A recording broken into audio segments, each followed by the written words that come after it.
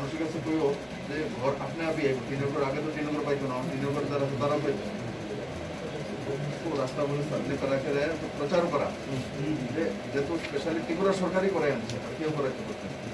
আমরা করানোর কারণে আসাম দিয়ে বাবু এই রোড আমি এখনো যে আইছি আমার যে একটা লাস্টের যে কার্পেটিংটা করছে এর মধ্যে কত ইঞ্চি পাথর দেওয়া লাগে? হ্যাঁ 20 mm দিছি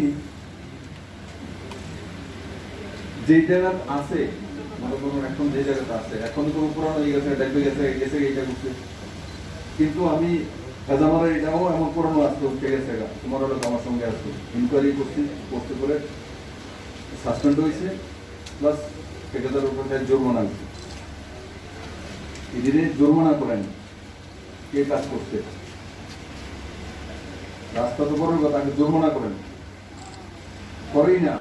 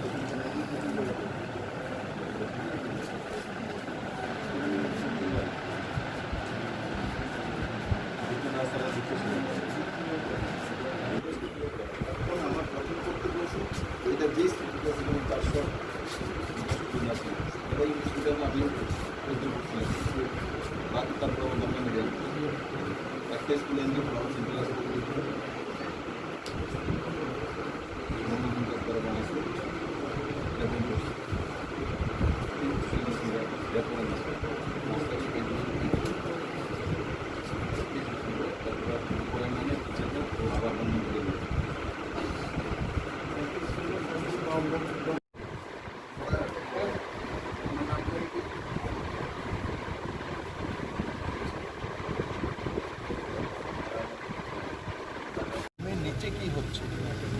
গভর্নমেন্ট অফিসাররা কীভাবে সেগুলো ডেলিভারি করছে, ডেলিভারি সিস্টেম কী সঠিক কিনা, রাস্তাঘাট জল সুযোগ সুবিধা সেগুলো পার্সোনাল বেনিফিশিয়ারি স্কিমস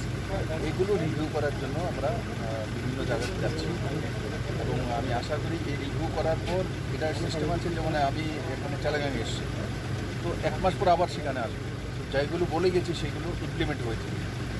তো আপনি সেগুলো হয়ে যাবে সারা ত্রিপুরা তো রাজ্য সরকার অনেক স্কিম করে দিয়েছে অনেক কিছু করেছে যে জনতার মধ্যে সেটাকে পৌঁছে দেওয়া প্রচার এখানে যেমন উজ্জ্বলা যোজনা হোক প্রধানমন্ত্রী সম্মান যোজনা হোক বিভিন্ন স্কিমস যোজনা হোক ভাতার বিষয়ে হোক ভাতা কার কেটেছে সেটা আসছে কিন্তু কারা পাচ্ছে সেটা আসছে না এখন কেটেছে এমন আছে যেমন রিম্যারিজ হয়েছে বিধবা ভাতা নিচ্ছে তো ওর বিয়ে হয়ে গেছে আরেকজনের কাছে আবার ও আবার সরকারি চাকরি করে অত ভাতা নিয়ে যাচ্ছে তো অন্যায় তো এই ধরনের অনেক স্কিম আমরা এখন নতুন করে পুরো ফ্রেশ যারা পাওয়ার যোগ্য ব্যক্তি তাদেরকে দেবো আর গ্রামীণ রাস্তাঘাট কালভার্ট যেগুলি প্রবলেম আছে অনেকগুলো টেন্ডার হয়ে গেছে আর বাকিগুলো আমি আগেই বলেছি 2022 মানে 2022 মিডলের আগেই এরপর রাজ্যের সমস্ত রাস্তা প্রধানমন্ত্রী সড়ক যোজনা রোড হোক আর পিডব্লিউডি রোড হোক আর ন্যাশনাল হাইওয়ে রোড আপনার সবাই অবগত আছে যে ন্যাশনাল হাইওয়েতে ত্রিপুরাতে হাইয়েস্ট ইনভেস্টমেন্ট হচ্ছে এবং প্রায় 11,000 কোটি টাকার কাছাকাছি তো বহুত বড় ইনভেস্টমেন্ট আর পিডব্লিউডি বড় মাত্রায় ইনভেস্টমেন্ট করছে পিডব্লিউডির মাধ্যমে জলের ব্যবস্থা হোক স্কুল কলেজ এভরিথিং সব কিছু আমরা সেই বিষয়ে কাজ করছি এখন কোভিডের কারণে 6 মাসে একটা শিথিলতা এসেছে তার কারণে এখন আমাকে যেতে হচ্ছে ব্লকে বা গ্রামে বা পঞ্চায়েতে এই ত্রিপুরার মানুষ প্রথমবার দেখেছে যে মুখ্যমন্ত্রী চিফ সেক্রেটারি ডিজি কোনো ভিলেজ কাউন্সিলে বসে তার চেয়ারম্যানের সঙ্গে কথা বলছে যোজনা হয়ে গেছে অনেক জায়গায় টেন্ডার পাঠিয়ে দিয়েছে অনেক জায়গায় কেন্দ্রীয় সরকার থেকে ফান্ডিং আসলে এগুলো প্রবলেম হয়েছে দেরি হয় আমাদের সিজন থাকে লম্বা কিন্তু হয়ে যাবে সবগুলো প্ল্যানিং হয়ে যাবে